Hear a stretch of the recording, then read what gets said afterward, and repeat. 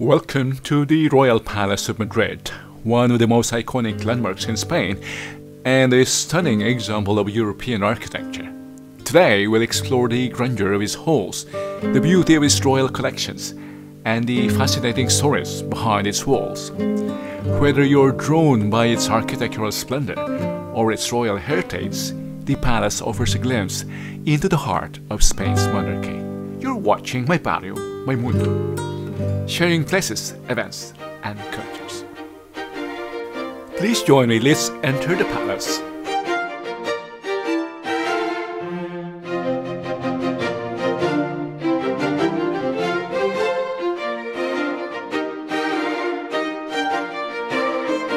And into the first room, or hall rather. It's the Hall of Columns, Salón de Columnas, a grand space characterized by its majestic marble columns and classical architecture. This room is often used for state banquets and important official events. The abdication of King Carlos I happened here. The ceiling is richly decorated with frescoes, and the room houses several important artworks and statues.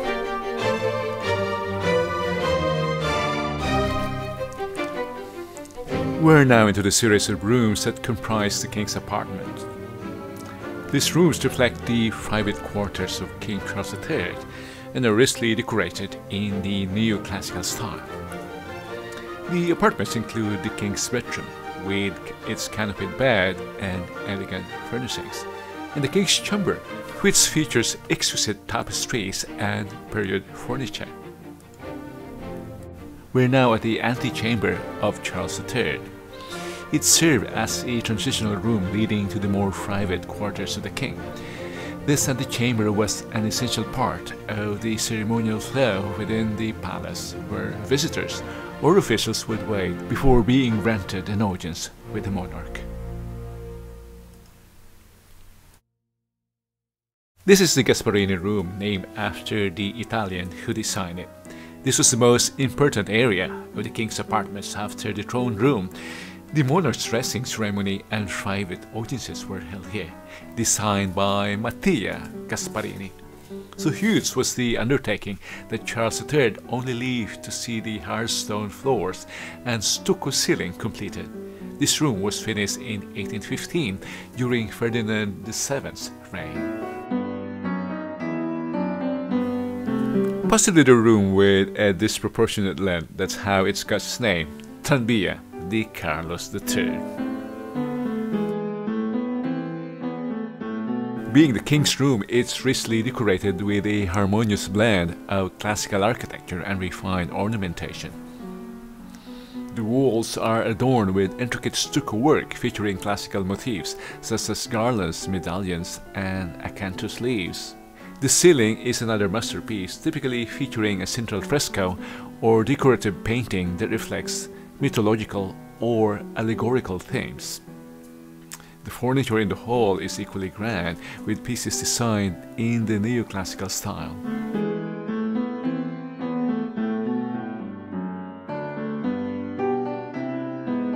This is the most visually striking room in the entire palace, which was commissioned by King Charles III in 1765.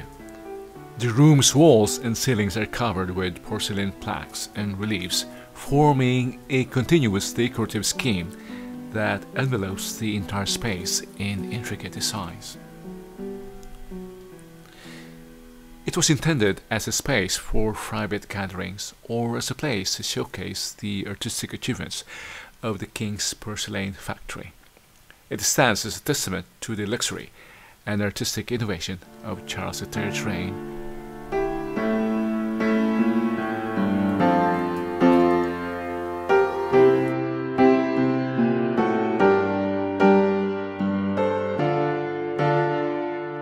And on to Salita Amarilla, or Yellow Room. It is a charming and elegant space known for its distinctive yellow color scheme, which lends the room a warm and inviting atmosphere. This room, though not as grand as some of the palace's large halls, is richly decorated and serves as an intimate space, often used for smaller gatherings or as a waiting room. And now on to the bigger halls of the palace. The dining hall, or the Comedor de Gala, is one of the most majestic and opulent rooms within the palace. This grand space is designed to host state banquets and official dinners, where the Spanish monarchy entertains dignitaries and foreign guests. The atmosphere of this hall is one of regal magnificence. The accommodation of rich tapestries, ornate ceilings, luxurious furnishings, and sparkling chandeliers creates an environment that is both stately and inviting.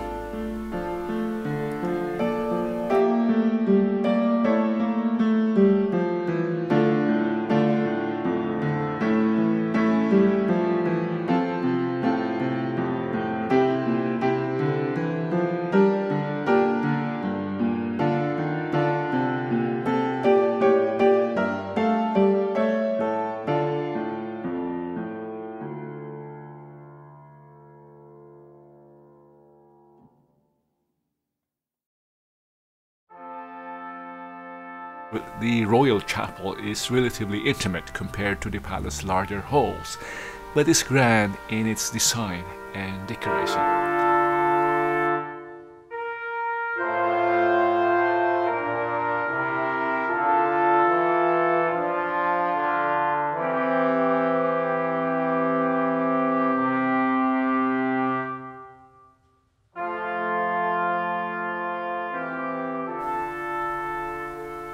In essence, the chapel of the palace is a sanctuary of both artistic beauty and spiritual significance, embodying the deep connection between the crown and the Catholic Church.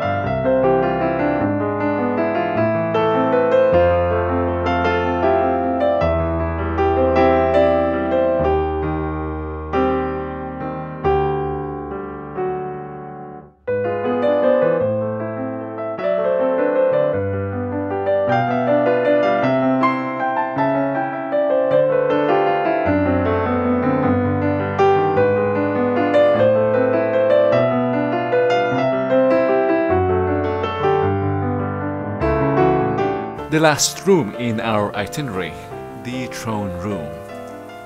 It exudes an atmosphere of absolute power, authority, and grandeur. Every element from the richly embroidered walls to the celestial ceiling is designed to impress upon the visitors the significance and majesty of the Spanish monarchy.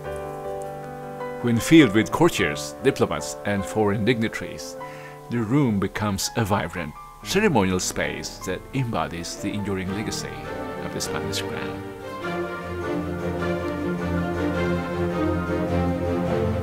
And that concludes our visit to the palace here on my Barrio, my Mundo, sharing places, events, and cultures. See you again next time.